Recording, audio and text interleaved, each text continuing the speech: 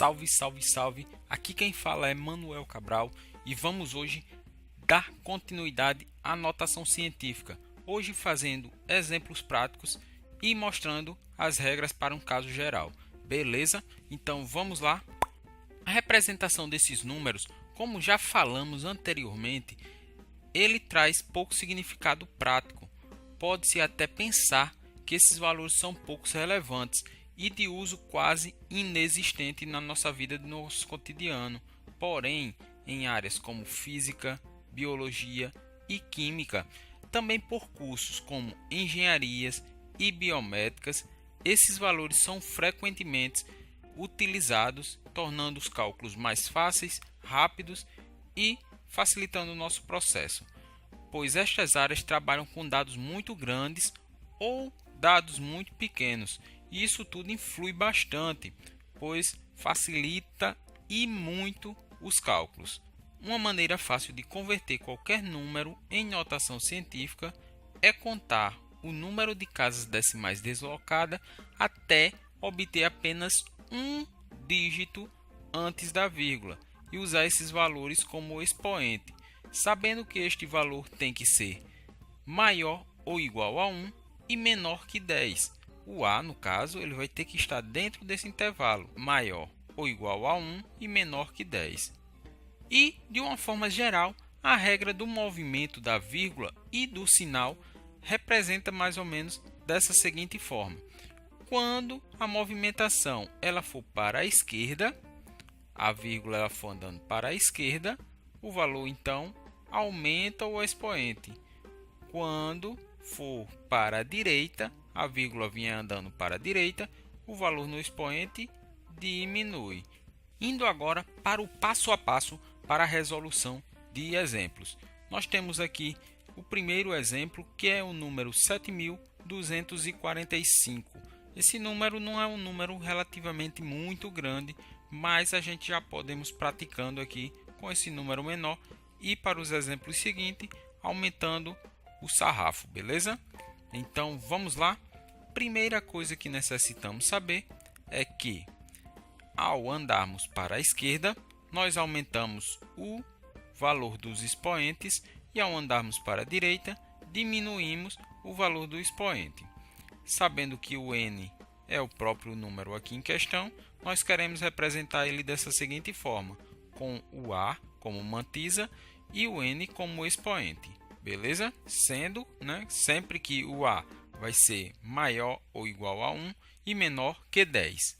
Primeira coisa que vamos fazer aqui vai ser multiplicar esse valor aqui por um número que não vai mudar em nada, por 1.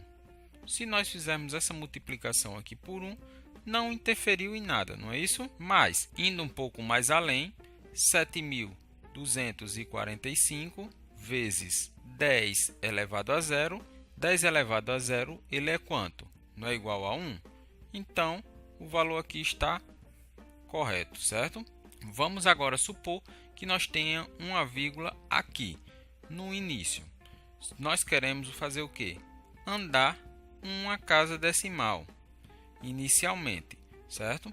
Então, ao andarmos uma casa, vai ficar então 724,5 vezes o que? Nós andamos uma casa. Aqui o expoente ele aumenta. Vai aumentar quanto? Vai aumentar 1, pois é necessário que alguém pague a conta aqui, que foi retirado daqui e ficando aqui. Então ficará acrescido de um valor mais 1. Com isso, então, aqui vai ser 10 elevado à primeira. Nós precisamos agora, para esse caso, andar mais uma vírgula. Por que nós precisamos andar mais uma vírgula? Pois 724,5 ele é maior que 10. Então está fora aqui do intervalo. Beleza? Andamos mais uma vírgula, ficamos então com 72,45 vezes, como andamos mais uma casa para o lado esquerdo, consequentemente, aumentamos o valor do expoente. Vamos somar aqui mais 1, beleza? Ficando então agora 10 a segunda. Vamos fazer a confirmação. 72,45 está dentro desse intervalo? Ele é maior do que 1, mas não é menor que 10. Então está fora desse intervalo. Vamos precisar então andar mais uma casa com a vírgula, ficando então 7,245 vezes 10 vezes 10. 10 o quê? Nós temos 2 aqui, andamos mais uma casa para a esquerda, vamos acrescentar mais um valor, ficando então 10 a terceira, beleza? Então, para essa situação, o valor em questão é 7,245 vezes 10 a terceira. Agora, indo no caso aqui para o segundo exemplo, nesse segundo exemplo já temos uma quantidade de zeros maiores, não é isso? Para isso, vamos primeiro, aqui nesse caso, fazer aquele passo comum.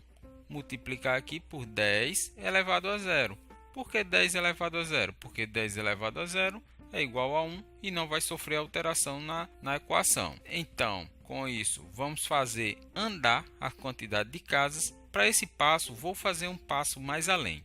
Vou andar todos os zeros que estão contando aqui. Temos 3, 6. Andamos 6 casas. 6 casas. Com isso, o que é que acontece? Andamos aqui, nesse caso, 6 casas. Ele vai ficar, então, 612 vezes 10 elevado a quanto? A gente andou para onde? Para a esquerda. Consequentemente, o valor ele aumenta. Se nós andamos 6 casas, vamos acrescentar o valor de mais 6. Então, ficando aqui 612 vezes 10 a sexta. Vamos fazer agora a confirmação, verificar se o A ele está dentro já da mantisa. O A ele tem que ser maior ou igual a 1, está correto, e menor que 10, está fora do intervalo. Então, vamos precisar andar uma casa com a vírgula. Vamos supor que a vírgula esteja aqui. Vamos precisar então andar uma casa. Com isso, ficando 61,2 vezes 10 elevado a quanto? 6 mais 1, pois andamos mais uma casa, ficando então 10 a sétima. Aí vamos verificar novamente o intervalo. 61,2, ele é menor que 10? Não, então ainda não está dentro do intervalo esperado. Com isso vai ficar da seguinte forma: vamos andar mais uma casa com a vírgula, ficando então 6,12 vezes 10 elevado ao quê? Se nós temos aqui 7 como expoente, andamos mais uma vírgula, andamos mais uma casa com a vírgula para a esquerda, então nós vamos aumentar o valor, ficando então 6,12 vezes 10 elevado à oitava. Esse valor de A, ele está dentro desse intervalo, ele é maior ou igual a 1 ou menor que 10? Correto, então está correto o intervalo esperado. A mesma coisa se utiliza para esse caso aqui em questão. Peço aí que vocês façam e coloca aí o comentário aí embaixo, beleza? No vídeo. Agora a gente vai para o passo diferentemente desses passos anteriores que nós fizemos, beleza? Mas a ideia é a mesma. Primeira coisa que fazemos no caso é multiplicar por 10 elevado a zero, certo?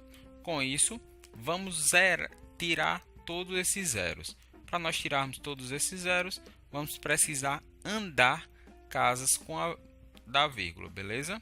Então, nós andamos 1, 2, 3, 4, 5. Andamos, então, 5 casas, ficando 0,457 vezes 10 elevado a quanto? Quantas casas nós andamos? 1, 2, 3, 4, 5. Andamos então 5 casas. Só que a gente andou não para a esquerda mais, andamos agora para a direita, não é isso? Então aqui ele vai diminuir o valor de 5. Alguém precisa pagar a conta e quem é que vai ser? Vai ser o expoente, que vai ficar então 10 elevado a menos 5. Beleza? Mas esse valor aqui, ele é maior ou igual a 1? Não, ele não é maior nem igual a 1. Então vai ser necessário fazer novamente um novo passo. Sabendo que esse valor aqui, ele não é maior, ele não está dentro desse intervalo, ele não é maior nem igual a 1, nem menor que 10. Então precisamos andar mais uma casa com a vírgula. Como andamos então para a direita, não mais para a esquerda, então o valor ele vai diminuir. Com isso então ficando 4,57 vezes o que? 10 a menos 6. Por que menos 6? Porque andamos mais uma casa para o lado direito. Então, para o lado direito, diminui o expoente, beleza? Vamos verificar agora se esse valor está dentro do intervalo esperado. 4,57, ele é maior ou igual a 1 e menor que 10? Correto, ele está dentro desse intervalo esperado. A solução dessa questão é 4,57 vezes 10 a menos 6, beleza? Indo agora para essa outra questão, da mesma forma como sempre. Multiplica por 10 elevado a zero, que dá aqui o próprio valor de 1. Vamos contar quantas casas decimais vamos andar. 1, 2, 3. Andamos então 3 casas, ficando o elemento então em questão 0,6234 vezes o que? Nós andamos então 3 casas. Como andamos para a direita, o valor ele vai estar diminuindo, ficando então menos 3. Com isso vai ficar no caso 10 elevado a menos 3. Se nós verificarmos esse valor, ele está dentro desse intervalo? Não, ele não é maior nem igual a 1. Então esse valor aqui está fora do intervalo. Vamos precisar então andar mais uma casa com a vírgula, ficando então 6,234 vezes 10. Como andamos mais uma casa com a vírgula, consequentemente iremos também subtrair mais um valor aqui, ficando agora 6,234 vezes 10 a menos 4, beleza? Olha, eu sei que essas questões é muita questão de prática, então você tem que ficar praticando bastante, incansavelmente, para até você ganhar mais prática e agilizar o processo de uma forma geral. Na hora da prova, não perder muito tempo. Então, ao praticarmos, sempre vamos ganhando esse hábito de crescimento e evolução, beleza? Então, por hoje, ficamos por aqui e até a próxima videoaula.